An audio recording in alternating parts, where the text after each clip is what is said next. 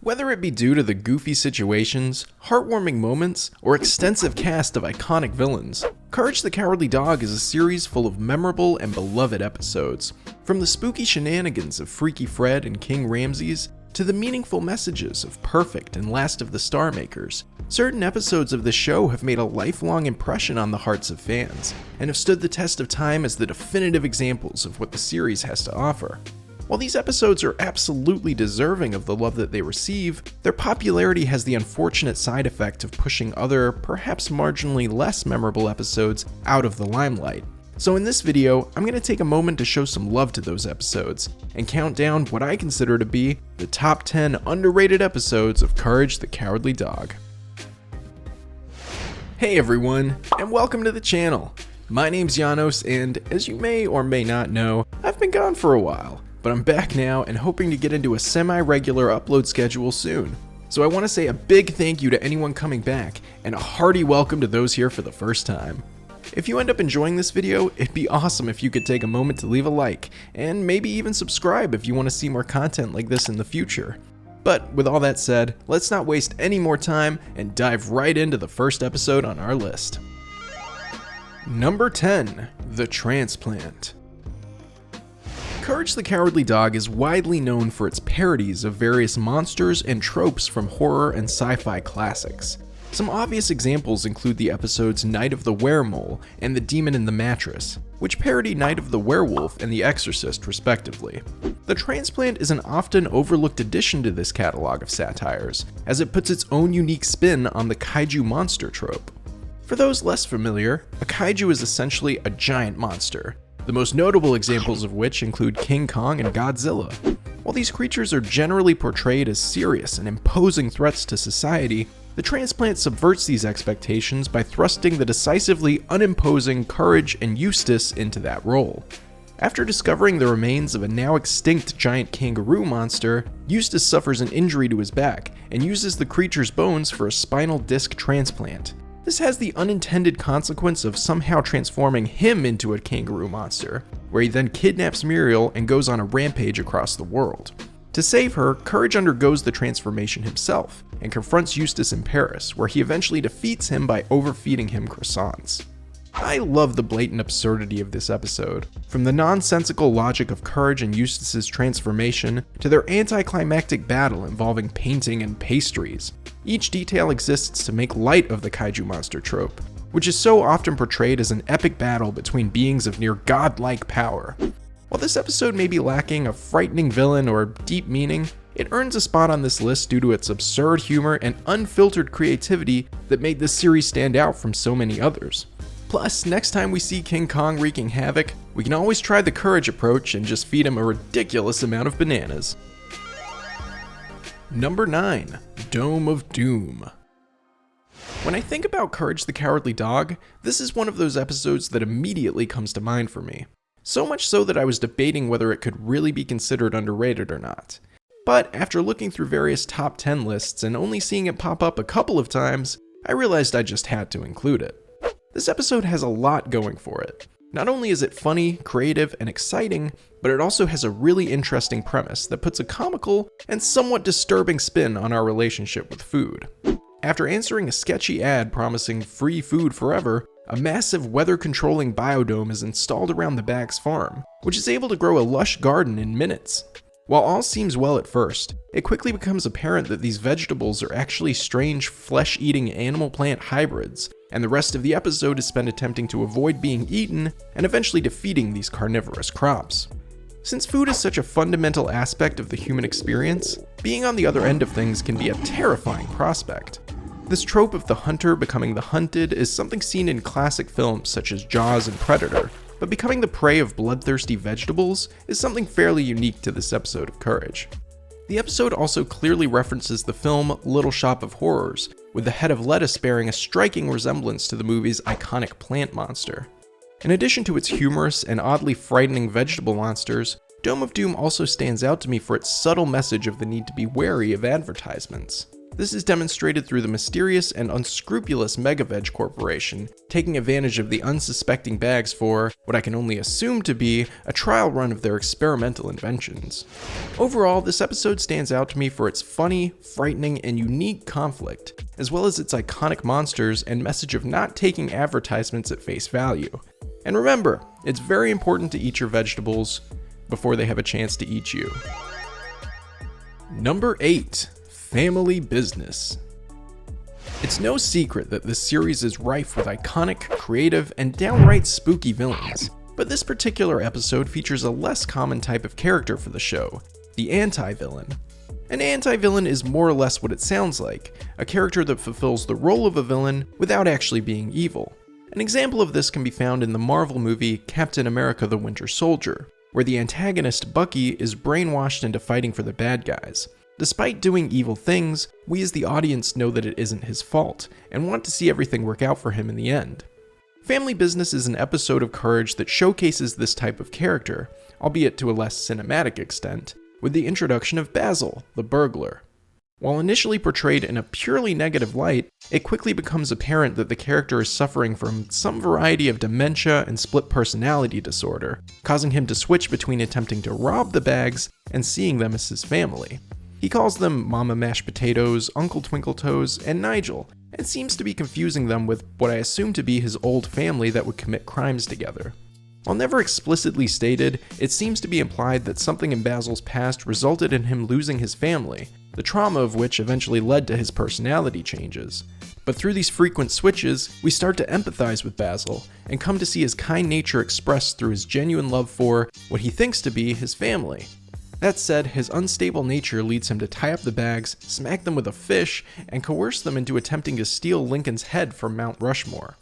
While this heist almost results in him being caught, an expression of empathy for Muriel and Courage leads to his rescue, after which the two are able to convince him to give up his life of crime, resulting in him eventually becoming a licensed electric eel massage therapist, which we all know is a very respectable profession. Overall, I find it hard to not like Basil. Despite his faults, it's clear he's a kind, lonely soul suffering from mental illness brought on by a traumatic past. This episode is a refreshing break from the, let's say, less redeemable villains in the series, and for that reason, I think you should give it a watch, or else I'll smack you with a fish. Number 7. Journey to the Center of Nowhere. If Dome of Doom didn't satisfy your desire for bloodthirsty vegetables, then this episode might be just what you're looking for. Journey to the Center of Nowhere introduces us to the cult of living eggplant people who reside in the underground system of caves beneath the Bags farm. While I think the spectacle of these vicious vegetables alone makes this episode worth a watch, the conflict between them and Muriel is funny, interesting, and raises some pretty humorous moral concerns. The specifics of this episode are unclear, but it seems that in Nowhere, eggplants are conscious and social beings with a range of human emotions, culture, and foresight. This must not be generally obvious, however, as Muriel has assumedly been cooking and eating them for years now. This assault on their people has, perhaps justifiably, raised the eggplants into mounting a revolution, which has only been delayed until the arrival of the mythical Great Eggplant, as foretold in their ancient prophecies, I assume. In the episode, Courage is mistaken for this legendary hero, but is quickly discovered to be an imposter, enraging the eggplants into carrying out their assault without him. While they very nearly succeed in their plan to cook and eat Muriel, they are eventually stopped by Courage when he learns that eggplants only go bad due to a lack of water, and the episode ends with everyone happy. Well, except Eustace.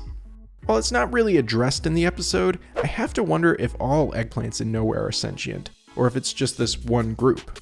Either way, I would hope that eating them was outlawed after this. Also, does anyone find it disturbing that Muriel had been eating these guys for years? I can only assume she never noticed because they were all in this drugged out, hydrated state, but still, I don't think that makes it okay. Between the eggplant people themselves, the conflict between them and Muriel, and the litany of moral concerns, this episode certainly deserves more praise than it usually gets. Now excuse me while I go liberate the eggplants from my local grocery store. Number 6. 1,000 Years of Courage. Alright guys, this next episode is bananas. No, really, it's all about bananas. Whereas Journey to the Center of Nowhere focused on vegetable people, this episode is all about fruit people. Unless, wait, are eggplants a fruit? Huh, will you look at that? We got 2 episodes in a row about fruit people. Or I guess you could say a pair of very appealing episodes. I know, I'm hilarious. 1,000 Years of Courage stands out to me for many reasons, but primarily because of its use of time travel. The episode shows the bags being flung ahead 1,000 years into the future, where evidently humans have gone extinct and bananas have taken their place as the dominant species. Not only is this a fun concept to explore, but also I believe it's the only time the series used time travel in any capacity. I could be wrong about that, but at the very least it's a plot device they use very sparingly. Speaking of plot, the episode obviously involves the bags trying to find a way back home. As they blend into banana society, they hear about the newly constructed Banana Hala, a great utopian-esque temple that promises to answer every question one may have. Lurking underneath this heavenly hall, however, lies a sinister secret. As Courage comes to find out, the temple is merely a trap built to lure in bananas, where a giant ape is waiting to devour them. Which is actually pretty horrific. I mean, this poor old banana slips on a discarded peel. That must be like a human slipping on a pile of skin. Ugh. And then he gets peeled himself and put into a bowl of ice cream? Yeah, let's not think about it too much. Anyway, Courage ends up accidentally saving the day, and the bags get randomly flung back in time the same way they got to the future. It's just such a fun and silly episode featuring an unexpectedly dark conflict with a creative setting and unique characters. Really, all the things I love about this series are in full force in this episode, absolutely earning it a spot on this list. And I, for one, take comfort in knowing the future is looking fruitful. Number 5, Cowboy Courage. Saddle up, partners, because we got one heck of a rootin' tootin' episode on our hands. Excuse me. In the same way that 1,000 Years of Courage stands out for its unique use of time travel, Cowboy Courage sets itself apart from other episodes by utilizing the dream sequence plot device. Having the episode take place in a dream allows it to completely change up the setting and characters we're so familiar with, truly putting a unique spin on the mostly formulaic series. It's because of this that I find the episode so refreshing, and would argue it deserves more praise than it gets for that reason alone. But even setting that aside, Cowboy Courage tells a really cute, funny, and interesting story that lovingly satirizes Western films by putting its characters in roles that don't exactly suit them. Courage, for example, plays the new sheriff in town. A role typically occupied by a stoic, masculine, and tough-as-nails type is instead given to our innocent, goofy, and oblivious protagonist. This role reversal is also applied to Eustace, who plays a villain called the Whip, a zombie outlaw who has come back from the dead seeking revenge. While Eustace is certainly an antagonistic character throughout the series, the role of a Wild West outlaw whose name strikes fear in the hearts of men is a pretty funny and unlikely juxtaposition for such a feeble and grumpy old man. The main conflict of this episode is pretty simple, and basically involves Courage having to step up to the role of sheriff and save Muriel from the Whip, which he eventually accomplishes by stealth bombing a piano on his head. I mean, it is a dream after all. While the conflict may not be anything too special, the setting, characters, and story are more than enough to make up for it, and give this episode its own unique spot amongst the rest in the series. So I suggest you mosey on over to the saloon, get yourself a root beer, and check it out for yourself. Number 4, Profiles in Courage.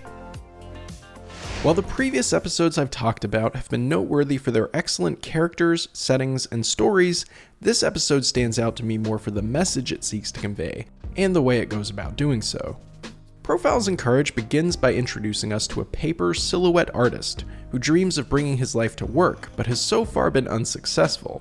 When he meets Eustace and Muriel, however, he finally finds success due to how full of life the two are. When the bags get home, the paper silhouettes come fully alive and drain the life force out of Eustace and Muriel, leaving behind some pretty creepy lifeless bodies. At this point, the episode feels pretty standard, with evil creatures endangering the bags that Courage must find a way to defeat. But things quickly take a turn. With their newly acquired life force, the paper creatures attempt to carry out the everyday tasks of the people they're based on, saying, "I'll go make the tea," and "I'll go fix the truck," but find that their paper bodies simply aren't made for these activities. This inability to fit into their assigned roles makes the paper creatures very upset, but luckily Courage notices this and decides to show them all of the great things they can do because they're made of paper.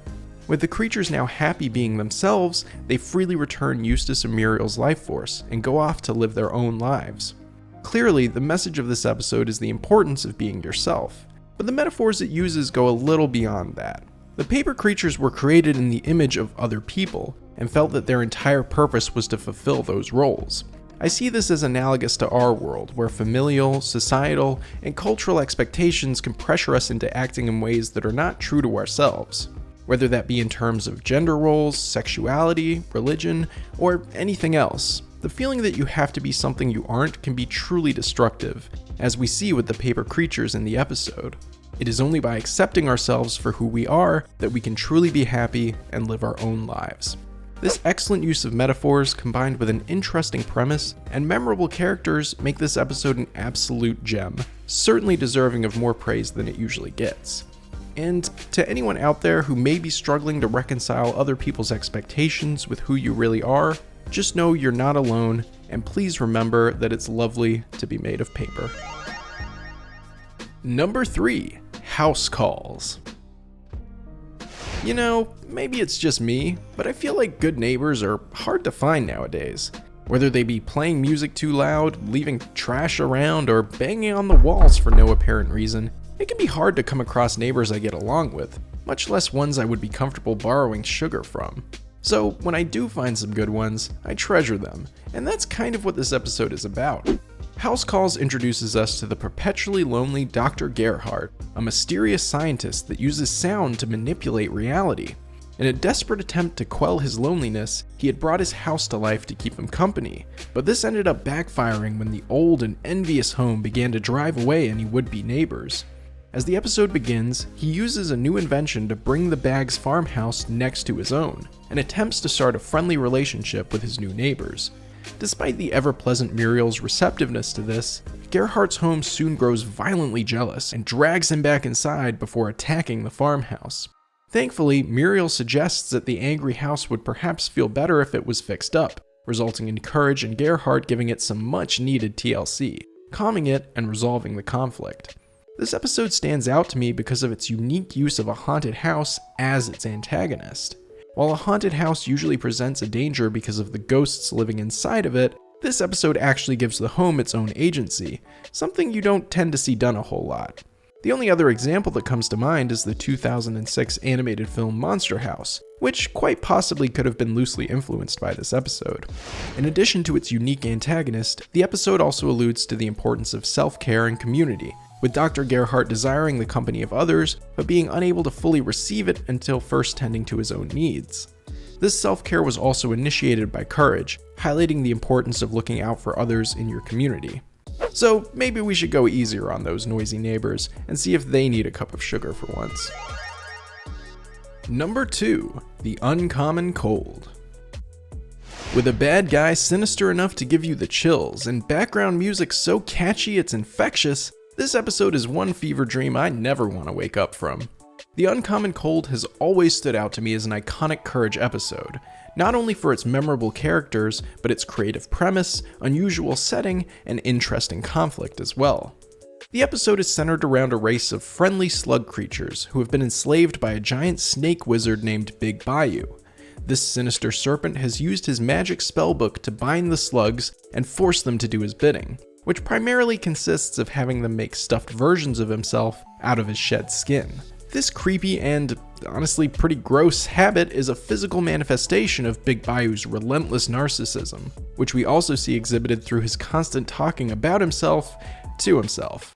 Despite making such a brief appearance in the episode, I find this antagonist to be extremely memorable.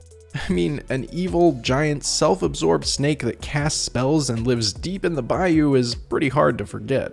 In addition to this venomous villain, the episode boasts a uniquely interesting story that focuses on the slug people's struggle for freedom. As we come to find out, the slugs were able to steal half of a page from Big Bayou's magic spellbook and used it to bind a message into an infectious disease calling out for help. When Muriel ends up contracting this disease, Courage learns that the only way to cure her is to travel into the bayou and help free the slugs. Despite doing his best to avoid Big Bayou and actually managing to steal his spellbook, Courage is eventually confronted by the sinful serpent and ends up using the book to bring the stuffed snakes to life and attack him. In addition to the already creative concept of encoding a message into an infectious disease, having Courage cast a spell that turns the villain's primary character trait, his narcissism, against him is an incredibly appropriate, fun, and unique ending to the episode. Additionally, setting the episode in the foreign environment of the bayou provides us with a stark contrast to the familiar setting of nowhere, serving only to further cement the episode in our minds. Overall, the unique elements of The Uncommon Cold, combined with its compelling story and memorable characters, create an episode that has firmly ingrained itself in my mind as a top-tier episode of the series, one absolutely deserving of a spot so high up on this list. Now, as we say in the bayou, bye you. But don't go anywhere just yet, because we have one final episode on this list. Number 1. Windmill Vandals. This episode is easily one of my all-time favorites in the series, and I'm really surprised that I haven't seen it pop up on top 10 lists very often. The story, ambiance, and villains are all extremely iconic, and lean heavily into the soft horror influences that make Courage the Cowardly Dog so unique. In its opening shot, the episode treats us to the familiar setting of the Baggs farm, now bathed in the unfamiliar light of a blood-red sky as an ominously large full moon looms above. We see the same shot in many different forms throughout the series, but perhaps none are as bold and foreboding as the one we see here. Furthermore, this deep red sky persists throughout the entire episode, giving it a unique look and feel amongst all others in the series. To give a brief summary of the episode, the Baggs are going about their business as usual when their windmill, which serves as their source of electricity, stops working. As Eustace and Courage attempt to fix it, it becomes evident that a group of 4 violent undead warriors appear whenever its blade stops spinning. Eventually, Courage uncovers 4 runic symbols engraved on the blades, which he uses to discover the history of the windmill itself. As it turns out, the windmill was created many years ago by a farmer called Giles Gillette, at a time when everyone else used water wheels for power. When the water dried up, the Vandals attacked Giles but were kept away when he inscribed magic symbols into the blades of the windmill. This did work, but also created a curse that persisted after the Vandals' death, causing them to appear and seek revenge should the blades ever stop spinning. After a violent encounter with the Vandals, where their heads actually get cut off, the Baggs are eventually able to repair the windmill and drive off the undead warriors, but must now live the rest of their lives aware of the dangers of the curse. The Vandals themselves boast an unusually grounded and morbid design when compared to the more outlandish and stylized villains throughout the series. This jarring difference in appearance serves to highlight their role as dangerous and intimidating enemies that pose an immediate and serious threat to our protagonists. In addition to their skeletal forms, the ever-present danger they pose as a consequence of their curse is anxiety-inducing. Having to constantly worry about keeping the windmill spinning is a really interesting and compelling idea, and is one I wish was maintained throughout the rest of the series. In other episodes, the windmill gets destroyed a number of times, but the Vandals never appear. This is likely due to the mostly episodic nature of the series, and for that reason can be forgiven, though I think never bringing up the curse again was certainly a missed opportunity. I also appreciate the lore that this episode established. I had always just assumed that the windmill was built by Eustace, but learning about its history helps to expand the world of Courage the Cowardly Dog, making the series feel more grounded and concrete as a result. All of these elements combine to create a truly unique and standout episode, one that I feel, more than any on this list, deserves to be appreciated as one of the greats. And with that, we've reached the end of our list. While there are many other episodes that I wanted to include, these were my personal favorites, but I'd love to hear all of your opinions as well. Let me know which episodes you think are the most underrated, or if you think any of the ones on my list don't deserve to be there. If you enjoyed this video, please take a moment to leave a like, and subscribe if you want to see more videos similar to this. Thank you so much for watching this video, I really do appreciate it. Now stay safe out there, have a great day, and I'll see you all later.